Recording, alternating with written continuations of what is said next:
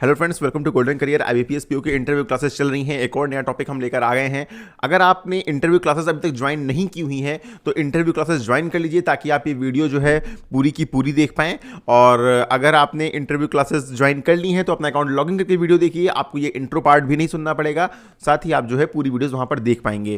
तो interview classes join करिए। Video के डिस्क्रिप्शन बॉक्स में लिंक दिया हुआ है। 80 से ज़्यादा मार्क्स आप इजी स्कोर कर पाएंगे। अगर रिव्यू देख रहे हैं हमारे इंटरव्यू क्लास के तो यहाँ पॉज करके आप देख सकते हैं। एंड जब आप एक बार इंटरव्यू क्लास ज्वाइन करके लॉगिन करते हैं तो आईबीपीएस की इंटरव्यू के लिए लॉगिन करेंगे तो देखिए वीडियोस ऑलरेडी अपडेटेड हैं, सारे वीडियोस अपडेट कर दिए गए हैं। इस तरह करके आप हिंदी लैंग्वेज में देख सकते हैं और यहां पर आप जब इंग्लिश पे क्लिक करेंगे तो इंग्लिश में वीडियोस दिखेंगे।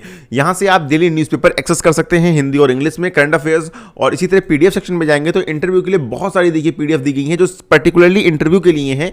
इनको भी आप जरूर पढ़िए। चलिए अब वीडियो को स्टार्ट करते हैं। एंड डिस्क्रिप्शन बॉक्स में इंटरव्यू क्लास ज्वाइन करने का लिंक चेक करिएगा। एंड कोई डाउट है तो आप हमें मेल कर सकते हैं। चलिए समझते हैं बॉन्ड्स क्या होते हैं। बॉन्ड्स तो बॉन्ड्स आप लोगों ने ऑलरेडी पहले सुना होगा, नहीं सुना है तो आइए अब समझते हैं कि बॉन्ड्स में कैसे इन्वेस्ट किया जाता है और बॉन्ड्स में इन्वेस्ट करने के फायदे या नुकसान के बारे में जानते हैं और बॉन्ड्स के कितने प्रकार होते हैं। तो सबसे पहले स्टार्ट करें बॉन्ड्स की। तो आप बॉन्ड्स के थ्रू किसी भी कंपनी में इन्वेस्टमेंट कर सकते हैं जिससे आपको इंटरेस्ट मिलता रहे। जैसे कि आपने इक्विटी और शेयर्स के बारे में तो काफ़ी सुना होगा। अब क्या होता है, जब किसी भी कंपनी को लोन की रिक्वायरमेंट होती है यानी पैसों की रिक्वायरमेंट होती है अपने कंपनी को ग्रो करने के लिए, एक्सपैंड करने के लिए, तो वो अपने फंड की रिक्वायरमेंट को फुलफिल करने के लिए 3 जगह जा सकती है। सबसे पहले कहाँ जा सकती है? शेयर्स, यानी नॉर्मल पब्लिक के पास जाएगी, कहेगी हमें शेयर्स चाहिए, यानी स्टॉक मार्केट में, शेयर्स नहीं सॉरी फंड चाहिए। उसके लिए वो क्या करेगी? शेयर इंट्रोड्यूस करेगी। कहाँ पे? स्टॉक मार्केट में। ठीक। नंबर 2 ये जाएगी बैंक के पास लोन लेने, और नंबर 3 ये जाएगी बॉन्ड इश्यू करने। ठीक। अब देखते हैं सबके फायदे नुकसान क्या है। अगर कंपनी स्टॉक मार्केट में अपने शेयर्स लॉन्च कर रही है तो उसकी इक्विटी जो है वो डिल्यूट हो जाती है। इक्विटी का क्या हो जाएगा? उसका डिल्यूशन हो जाएगा, डाइल्यूट हो जाएगी उसकी इक्विटी, यानी उसको बहुत सारे पार्टनर्स कंपनी में मनाने पड़ेंगे। एक बड़ी सी कंपनी है, उसने अपने जितने भी वैल्यू की, सपोज 1000 करोड़ की उसने शेयर्स इशू कर दिए, तो उसके छोटे छोटे पार्टनर्स हो जाएंगे। जिसके पास जितना शेयर है उसके उतने ज़्यादा पार्टनर्स हो जाएंगे और हमेशा उनको पैसा देना पड़ेगा इन द फॉर्म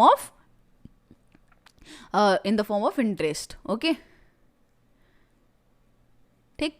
अब ये तो पहली बात हो गई। अब किसी कंपनी का मन नहीं है इस वाले पार्ट के साथ जाने, स्टॉक मार्केट के साथ जाने का मन नहीं है। अब बात करते हैं बैंक की। तो बैंक में इंटरेस्ट रेट कंपनी के लिए बहुत हाई है। सपोज 11% है तो कंपनी इस भी ऑप्शन को रिजेक्ट कर देगी। अब तीसरा ऑप्शन कहते हैं बॉन्ड। अब बॉन्ड में क्या है? कंपनी मनमाने रेट से, इंटरेस्ट से, सपोज 8% से किसी से भी पैसा मांग सकती है, और अगर आप इंटरेस्टेड हैं तो इस कंपनीज में आप पैसा लगा सकते हैं बॉन्ड के थ्रू। तो अब इसमें क्या हो गया?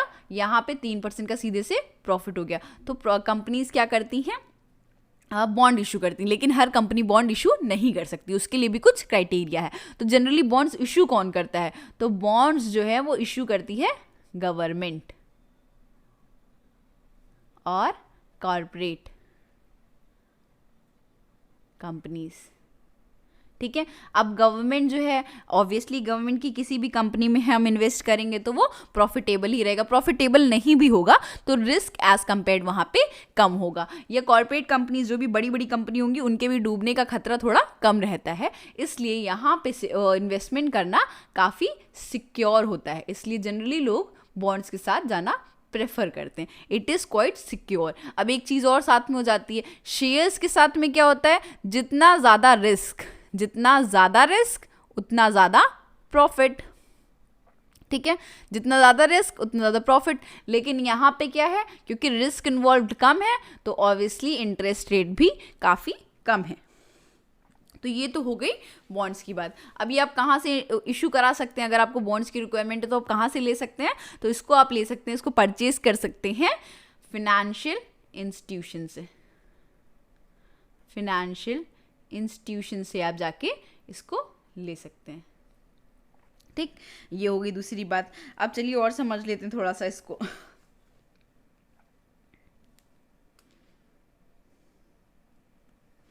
ठीक है, अभी हमने देखा बॉन्ड्स क्या होते हैं।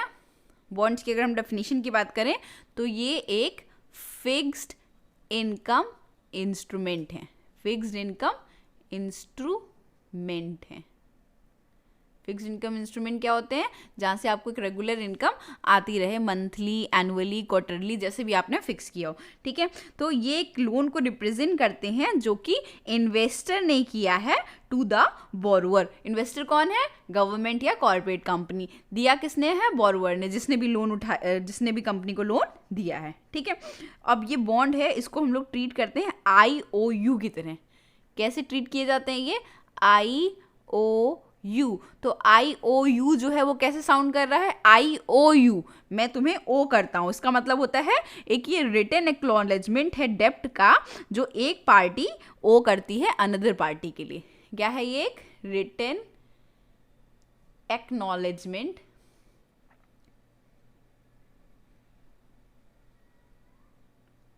ऑफ, उधार का है ना, यानी डेप्ट दैट, दो पार्टीज इन्वॉल्व हो रही, दैट वन पार्टी ओज टू अनदर। तो ये होता है IOU। सो हम लोग बॉन्ड्स को एक IOU की तरह भी ट्रीट करते हैं। ठीक है, तो इसको हम लोग ये समझते हैं, between the lender and the borrower. तो ये बात हो गई हमारे बॉन्ड्स की।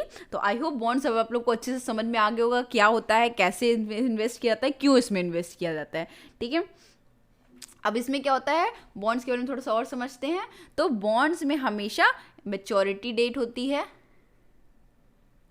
मैच्योरिटी डेट होगी, एक प्रिंसिपल अमाउंट होगा,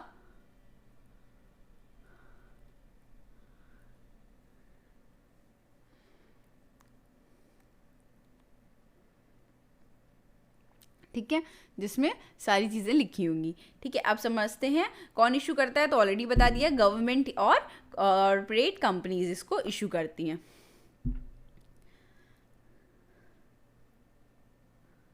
ओके, अब समझते हैं इनके कुछ एडवांटेजेस और डिसएडवांटेजेस। अभी हम लोग ने एडवांटेजेस पढ़े ही थे, क्या क्या होते हैं कि इसमें एक फिक्स्ड इनकम आने लगती है। ठीक है, receive income through the interest payment, income